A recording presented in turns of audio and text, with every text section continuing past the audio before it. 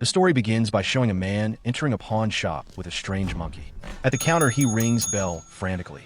Shopkeeper emerges from corner and point out that he got blood on him. You know you got a fair amount of blood on you there, sir. The man looks down on his clothes and shrugs it off by saying it's not his blood. He told the shopkeeper to take the monkey off him. Shopkeeper points out that no toys are traded here. The man argues that it is not a toy. The shopkeeper further adds that this toy is broken as monkey hand is struck upward. At the middle of their argument, suddenly monkey start drumming. The man panicked and moved back while shopkeeper remained calm a cucumber. Then the monkey completely stopped, making the man to look around for something to happen. Then a rat ran to a rope and start chewing it. Meanwhile, the shopkeeper laughing. Mister, Then an axe dropped on a metal, shooting a harpoon straight toward the shopkeeper. Later, harpoon launched back, dragging poor guy intestine out. Filled with rage and anger, the guy set the monkey on fire. The monkey started to burn and melt. We are then introduced to main protagonist Hal Shelbourne and his twin brother Bill before their father died. Let me tell you, Bill is a bully. Their mother told Hal that their father left them on an excuse of buying cigarettes. The boys were very curious about their father's stuff in the closet. They found a pilot's suit and a box. It says organ grinder monkey. On the side on the box, the label read, "Turn the key to see what happens." Hal opened the box, and it is revealed that it is the same damn monkey. Bill, even without warning, start turning the keys. T first, nothing happens, but then monkey hand move, but then it stopped completely. The next day, we are introduced to their babysitter, Annie. They all are heading a restaurant. Hal opened the van door and noticed the monkey and become nervous.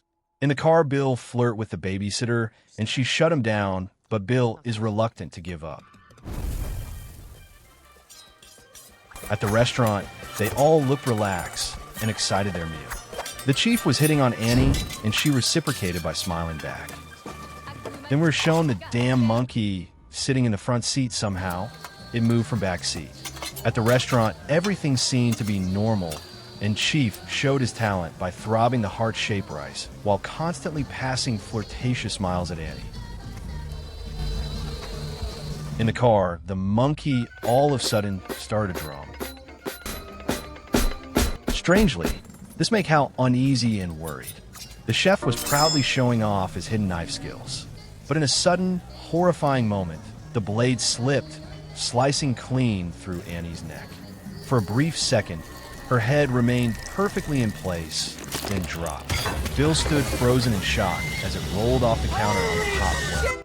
At the church, Annie's funeral take place. Weirdly, there was funny priest who joked about Annie's head condition. Annie's head, because that is separate. That's a separate issue. Outside the church, the mother tried to console her children by stating they all will die, so don't worry too much and enjoy the life. After that, they all dance, drowning their sorrow. After that, Hal is at his school, where he is trapped by bullies. They took his pant and making him walk home pantless and angry. While at home, his mother is cooking him a meal. Honey, I'm making PB&J. In a room, Hal finds the monkey and asks the monkey if he is responsible for his babysitter Annie's death. You didn't have anything to do with my babysitter's head. Then he got jump scared by his brother Bill, who taunt him and offer him the monkey if he insults himself by saying rude stuff. The next day, Hal kept the monkey at his side, even brought it into school. This led to extra bullying, and Hal came home mixed with glue stuff shit. His mother told him that dinner is ready. Hal could not hold angry any longer. Start leashing at her. Language. He then went downstairs to his room, where he saw the monkey in his bed and angrily ran towards it and told him to kill his brother Bill, as he believes that Bill is the one who is responsible for the whole bullying, as he allowed him to keep the monkey. He then starts turning the key and led the monkey to his killing. The monkey sprung to action and starts showing his disgusting yellow teeth, and then stopped and began to spin his wand. At the same time, Belle entered the house and asked for Mom.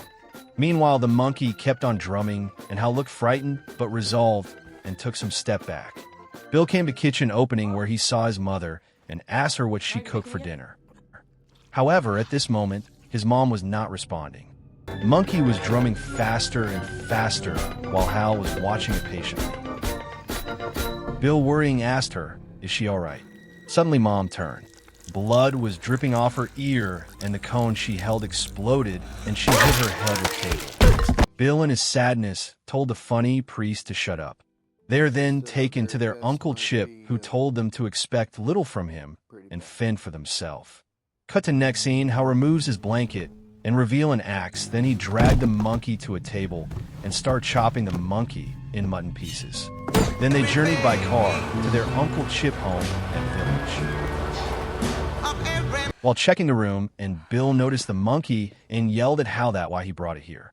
Hal argues that he already chopped it up, but still monkey is showing up somehow, and further say that this monkey is evil, but Bill tried to turn the keys. Hence their uncle died. It was a strange hunting accident. The horses trampled over his body while he slept in his tent. Uncle was turned into mutton meat. The boys decided to get rid of the monkey by chaining and throwing it into a well. Movie takes us to 25 years after, and we are taken to Aunt Ida's house where she is calmly sleeping. Suddenly she wakes up due to loud noises. She went to downstairs holding a gun in her hand, then checked her front porch, but could not see anything. The woman hesitated at the top of the basement stairs, the old wooden door creaking ominously on its hinges. A heavy darkness pressed up from below. Taking a shaky breath, she steeled herself and started down the narrow staircase, each step groaning under her weight. It was pitch black. She fumbled along the wall until her fingers found a dangling chain. With a sharp tug, a single dim bulb flickered to life, casting a sickly yellow glow over a sea of dusty boxes and forgotten furniture. But aside from the clutter, the basement seemed empty. Disappointed, she turned to go back upstairs. As she put her foot on the first step, there was a loud crack. Before she could react, the staircase gave way beneath her with a splintering room. She plummeted down, crashing hard onto the basement floor. She gives a jump scared while pain shot through her body as metal fishing hooks were attached to her. She cried out, trying desperately to pull them free, but the barbs tore at her skin with every movement. Then she went to the kitchen and checked the stove, where she removes the kettle and bent over to smell the gas. Somehow her hand touched the stove knob, causing the fire start. Her whole face caught the fire. While constantly beering, she ran outside, where she met her end by hitting the signpost with her head. We are then introduced to Hal, who work in the grocery store and stay alone in fear of the monkey return. In the middle of his shift, he approaches his manager at his office and asks him let him finish early today, as today it's his kid's birthday. The manager was shocked to hear that Hal has a son, as he never mentioned it before. Hal also told him he only get to see his son once a year. Hal heads to his ex-wife, huge mansion. Just at the entrance, he realized that he forgot his son's birthday present, and luckily, he has a birthday card on him, which he started filling. At the house, Hal's wife, Lewis, and her husband, Ted, met. Lewis told Hal about their decision of Ted adopting his son, Petey, legally, leaving no legal right with Hal. Hal is shocked and resisted the decision, but Ted said he can easily do it, and Lewis suggests Hal to let it go and for last time take Petey for a week. Petey came downstairs, and Hal turned around and greets him. Oh, Petey. We're then introduced to a character called Ricky. He is walking around the yard cell and come across the monkey. He then hold it up and weirdly stare at it. Scene then cut to Hal and Petey sharing a room at the motel, and we see Hal been killed by the monkey, but it's a dream, and Hal wake up from it. He receives call from unknown caller, and it's none other than Bill. Hal complains that it's been 5 years since he called, while Bill corrects him and said it's been 10 years. He told Hal to check his Aunt Ada's house for the monkey, as he is worried that the monkey is attached with their family. Unexpectedly, the loose air conditioner fell on the floor. Unfortunately, the floor was wet, and this caused a short circuit. Hal spotted the woman sprinting toward the edge of the pool. He shouted to stop her, but was a bit late. She exploded. Her remains are scattered across the area. Debris, and worse. rained down around the pool. At the motel room, Hall showed his anger by covering his face with a pillow and screamed. Then Hal tried to wake up Petey and told him to get ready for the journey to Ada House. He told Petey to wait in the car, but Petey made up an excuse about needing to poop. Hal was reluctant at first, but agreed. They both got jump scared by the lady in red suit. We are introduced to Estate Agent Barbara Send by his brother Bill. Petey, who never heard about his uncle, acted in disbelief toward his father. The agent told Hal that many had died in the neighboring area, 3 to 4 people every week.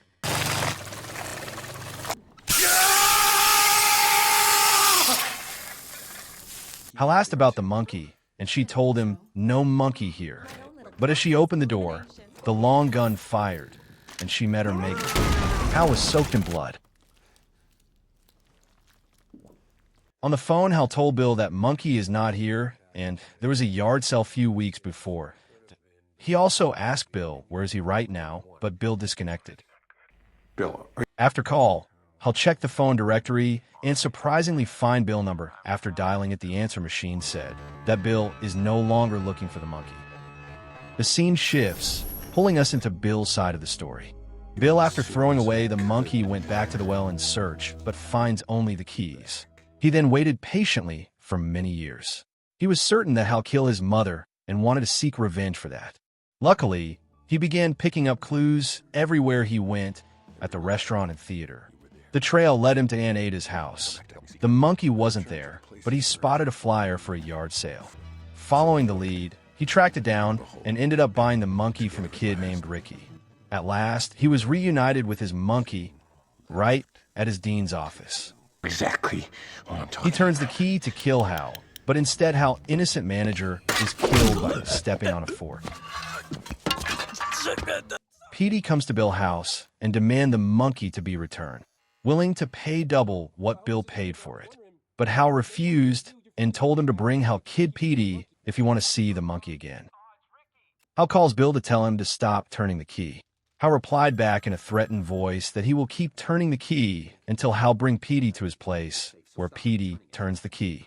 He further mentions the person who turned the key never dies. forever and ever and ever, and Petey will never. Hal panicked and started calling for Petey from outside the bathroom, but there was no answer. Fear gripped him as he imagined the worst. Desperate, he tried to break the door down, but just before he could, Petey stormed out, furious. Petey shouted at Hal, accusing him of never caring, of always keeping his distance, and demanded to know what was suddenly so different now. Hal emotionally replied that he made many mistakes, but Petey is not one of them, but a blessing. Hal told him the reason for keeping a safe distance hat. He is associated with evil stuff that may harm his family. Suddenly, there was a loud bang at the door. Hal rushed to the peephole and saw Ricky, disguised as a police officer, barging into the room. He stormed inside, threatening them and demanding they hand over Petey so he could finish the deal with Bill. They arrived at Bill's place, and Hal demanded, "Where are we?" Ricky snapped, "Don't play games. This is your brother's house." Hal blinked, confused. "We've been estranged since childhood." Ignoring him, Ricky turned to Petey. "Go get the monkey from your uncle." As Petey started to move, Hal grabbed his arm, his voice low and urgent. "Whatever you do, never turn the key." Petey walked up to the house and slipped in through the dog door. As he crept down the hallway, he stepped on a wire, triggering a deadly trap, but he was unharmed. He found his uncle, who was busy talking to the monkey. "What exactly is the monkey?" Petey asked. Bill looked at him and said, "You need to try it out for yourself." Petey hesitated at first, nervous, but after a moment, he gathered his courage and began turning the key. Once the monkey was activated, it raised its hand. Cut to the next scene. A hornet's nest shook loose, falling from a tree. At the same moment, Ricky, fidgeting with his hat from an itching sensation, accidentally fired his gun. Hal quickly realized the bullet had shattered the windshield and struck the nest. Suddenly, a single hornet flew out, followed by an entire swarm. The bees darted straight toward Ricky, swarming into his open mouth. Hal was greatly shocked. Bill told Petey to turn the keys again, but Petey refused. In anger, Hal punched his nephew and told the monkey to kill his dumb brother right now. Monkey was already activated and tried to drum, but Bill stopped it with all his might. They arm wrestle for a while. Ultimately, the monkey wins and throw Hal away. Hal entered the house. The monkey passed an evil glance at Bill and started drumming faster and faster, making Bill fear it. Then the monkey stopped, and Bill managed to get up and look through the window. Outside, the village was burning, engulfed in flames. A plane had crashed. Suddenly, the roof collapsed, and dropping a dead body of women wearing a wedding gown and dropping a flower. Hal entered the room and grabbed Bill by the collar and asked him why he did it, why he put Petey at risk. At this moment, Bill revealed that he knew about how Hal killed his mother to Hal after hearing it told Bill that she was his mom too, and apologized to Bill. At that heavy moment, Hal extended his hand for a handshake. Bill hesitated, lifting his hand halfway before pulling it back, but finally they handshake and were family again. Hal and the gentleman asked Bill to come with him for a trip. Bill loved the idea and said why not. However, the monkey jumped into action and with the final stroke of the drumstick, ended the Bill life. A cannon fired. The blast struck with brutal force, ripping Bill's head clean off.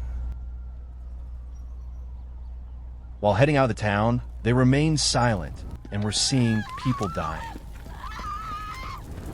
After they drove past a traffic sign, a school bus full of cheerful cheerleaders appeared, but then a truck sped by in the opposite direction.